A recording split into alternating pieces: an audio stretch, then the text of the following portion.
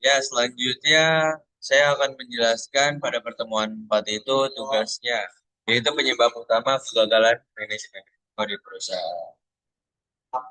Meskipun banyak perusahaan yang telah mengimplementasikan sistem manajemen risiko secara formal, kegagalan dalam mengelola risiko mungkin kerap banyak terjadi juga dan mengakibatkan kerugian besar, bahkan kebangkrutan. Penyebabnya nggak tunggal, melainkan merupakan hasil perpaduan antara pengetahuan, kurang komitmen, serta sejumlah faktor lainnya yang saling berinteraksi dan memperumit situasi. Salah satu penyebab utama kegagalan manajemen risiko adalah ketidaktahuan atau kurangnya pemahaman para eksekutif dan manajer terhadap risiko yang benar-benar signifikan bagi perusahaan. Selain itu, kurangnya komitmen nih dari pimpinan atau manajemen puncak juga menjadi penghambat utama keberhasilan manajemen risiko, di mana komitmen yang rendah menyebabkan proses manajemen risiko tidak menjadi budaya organisasi, melainkan berarti pada dokumentasi formal. Selanjutnya, ada faktor lain seperti penggunaan metrik dan sistem pengukuran risiko yang tidak tepat. Kesalahan dalam mengukur risiko yaitu misalnya terlalu optimis dalam memperkirakan dampak kerugian atau terlalu mengandalkan model statistik tertentu tanpa memperhitungkan risiko ekstrim yang dapat menimbulkan keputusan yang menyesatkan.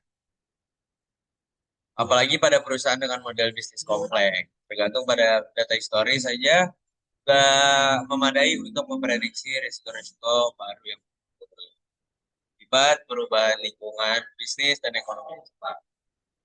Adapun hal lain yang tak kalah penting yaitu kegagalan dalam menjaga komunikasi risiko antara jajaran manajemen atas dan bawah, di mana banyak perusahaan gagal karena informasi penting tentang risiko tidak sampai atau tidak dikomunikasikan dengan benar ke manajemen puncak maupun ke bawah.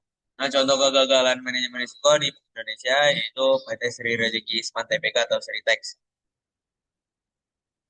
di mana perusahaan tersebut itu perusahaan tekstil termuka berskala internasional yang dinyatakan pilot pada Oktober 2024. Nah, kasus Ritex itu menjadi presiden penting nih dalam tata kelola korporasi nasional karena kegagalan dalam mengelola risiko secara terintegrasi pada tiga aspek utama yaitu risiko strategis, finansial, dan operasional.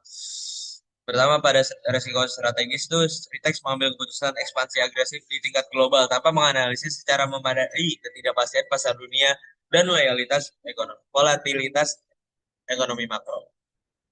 Pada aspek risiko finansial, Sritex gagal menerapkan strategi lindung nilai atau hedging yang memadai untuk menanggulangi exposure risiko nilai tukar dan suku bunga yang mengakibatkan krisis eksternal terjadi. Selanjutnya, pada risiko operasional, Sritex dinilai tidak memiliki sistem manajemen krisis yang baik. Sekian banyak, sekian dan terima kasih banyak.